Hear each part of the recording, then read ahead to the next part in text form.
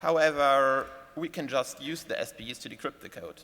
So Sony's idea is, yeah, they can't see our code, so they can't find bugs in there. Well, as soon as we have PowerPC access, we can just ask the SPU to nicely decrypt stuff for us, and it will do so. It does not do any checks on what actually asks you to decrypt things. So with this, we just use Asbestos and this NetRPC thing, write some Python scripts on the PC, and use it to decrypt application selves or level 2, or just about we can decrypt just about everything now by just asking it to do it. So we don't even need to know how it works. We just have to ask it to do it for us. But, so yeah, the obfuscation is useless. But we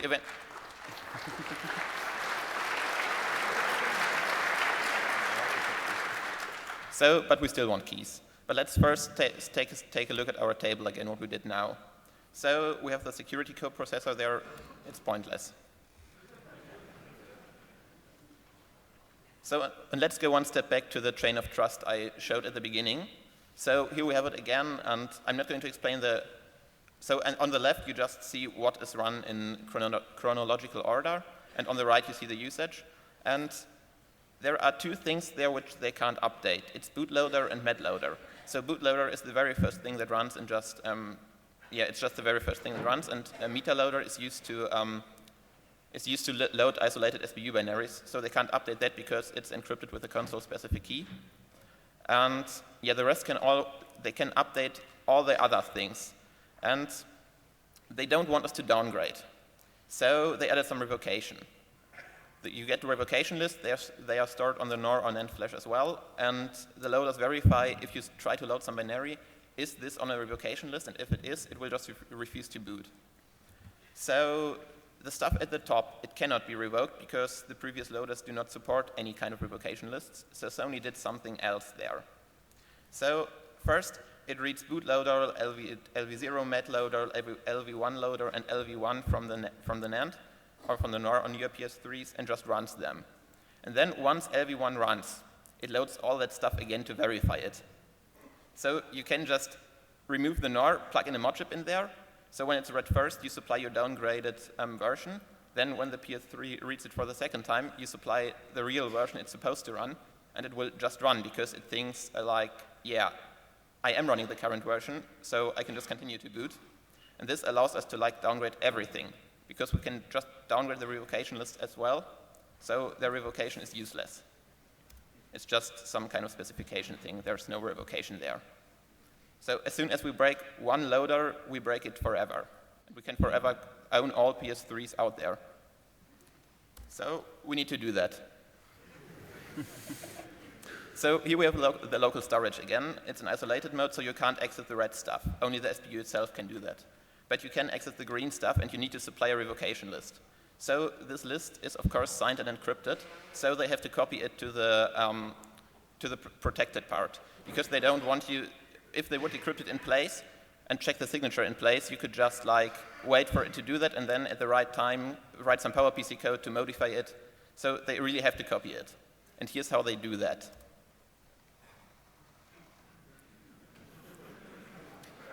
So what's wrong here? The problem is that we have the destination buffer lies before LV2 loader code. The SOR buffer, so we control the source and we control the length of the source. So what if we just write some really, really huge value there? Well, we overwrite LV2 loader code and run code in isolated SPU mode. Then we can just go ahead and dump their keys. Just write something to push them over to the PowerPC, and then, yeah, then we can actually reverse the whole loader and we get some keys there.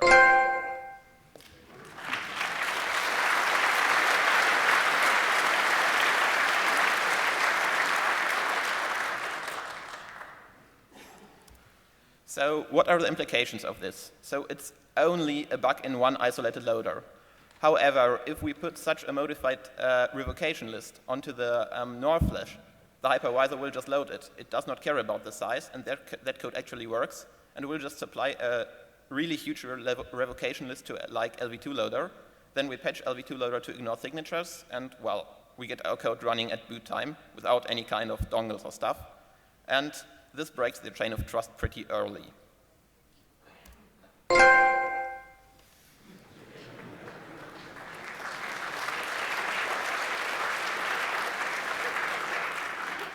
So as you can see there, this is fail. But we promised epic fail, so we'll have to look further. So let's go back to the table. Well, the chain of trust is broken. And back to the selves. We now like how just about everything works here, except for the signature part. So how do they do that? How does the signature thing work? So this is ECDSA, and it's some crazy math stuff that guy over there is going to explain now. Hi.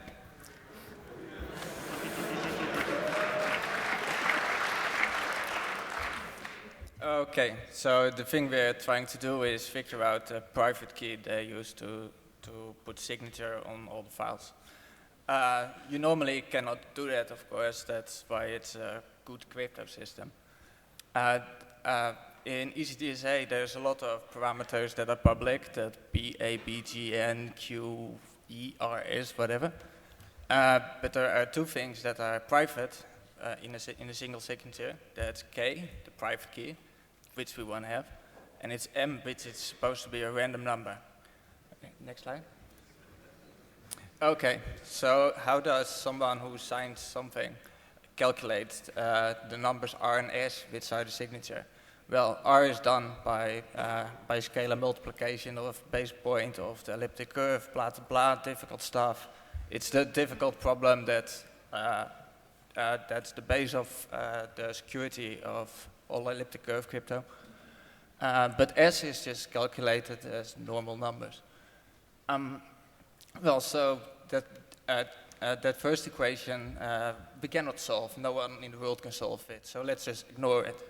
But the second equation, it's got two unknowns in it now, K and M. So we cannot solve for it either.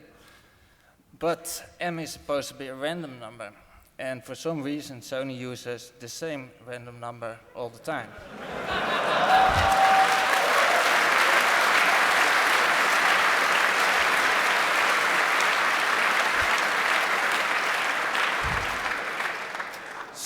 So there at the top are the two equations again, but twice now, like we have two separate signatures.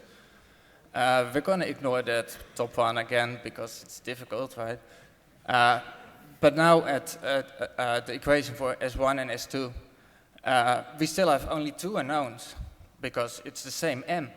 It's supposed to be a different M every time. Then we've got three unknowns, only two equations, no way to solve it. But now we've got only two unknowns. So it's trivial to just solve for M by just, you take the two formulas, subtract them, whatever, just a bit of formula manipulation.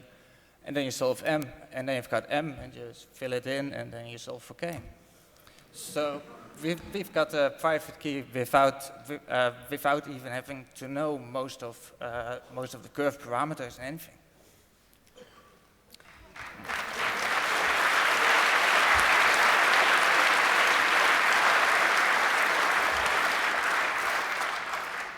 So we actually used ECDSA in the Homebrew channel's network update function so that someone can't own your Wii through a man-in-the-middle attack or something. So this is how we do it, right? We do the EC math. You can see the M times EG, blah, blah, blah, blah stuff there. And for M, we read cryptographically secure random numbers from dev-random on Linux. That's what you're supposed to do, and what Sony does is, well,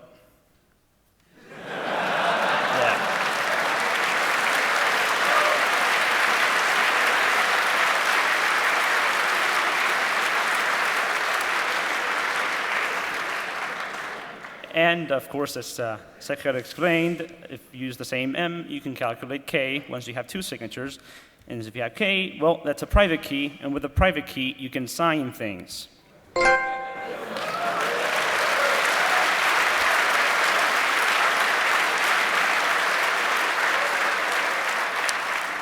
So these signatures are every bit as valid as Sony's official signatures. They are indistinguishable.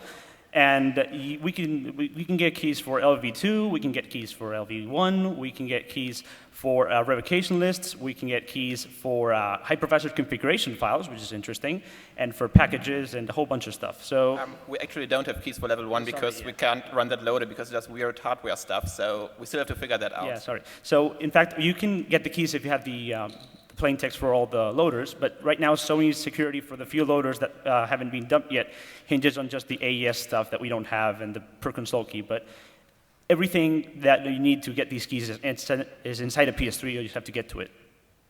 So back to the table here. Well, they botched the public key crypto, so that's a big fail.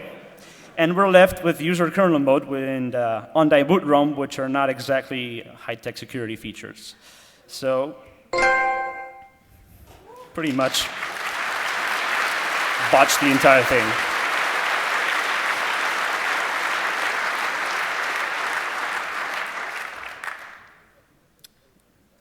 So thanks, Sony. All right. So it looks like we might have All right, thank God. Coming soon. Looks like we might have a little bit of time for questions, for Q&A. We're actually going to try to do a demo of this, and we were going to do it now, but as usual, demos are late or don't work. In fact, we have video issues the same way we had video issues with the BootMe demo 2 years ago. So we're going to try to fix that, and we're trying to schedule a lightning talk tomorrow to get that presented.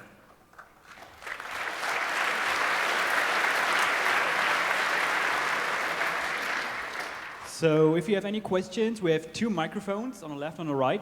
Please line up.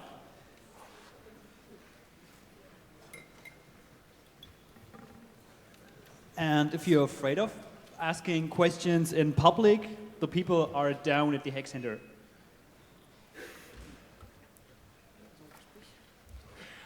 I got a question. Do you know where the PS jailbreak came from? Not a clue. Seriously, not a clue. We can guess, but we don't have any proof of absolutely anything. We think it's somewhere from the southern hemisphere. And right now, I noticed that the not only the exploit, but the USB stack exploit, but also the payload has been completely reverse engineered. So there's source code available right now for everything. Yeah, well, right now, Asbestos is public, has been for a while. It contains an implementation of the USB exploit that runs on TI OMAP processors. There are a whole bunch of clones for other chips. And of course, there's also a reverse engineered payload for that if you want to replicate the original PS jailbreak functionality instead of running Linux. That's out there right now. Our stuff, we did some pretty terrible hacks to make it work for the demo, hopefully tomorrow. So we need to clean things up and make it saner. But I mean, I expect that in the next month or something like that, we'll release clean tools for the stuff that we did here. Thank you. Okay, question from the IRC. Now that you can sign your own code, why can't you create a Blu-ray software payload? Could you repeat that? Someone asked, now that you can sign your own code, why can't you create a Blu-ray software payload? So we actually don't have the key to sign games because that's AppLoader, and they changed those keys several times. Actually, no, they didn't change those keys, but we don't have it. Why don't we have it? Because we don't have an exploit in AppLoader, sorry. So yeah, you need the plain text of the loader to get the public key, and once you have the public key, then that. So we can't sign games, and also we don't really care about games because we care about low-level access. It's probably possible eventually, but we're not planning on working on it. Yeah.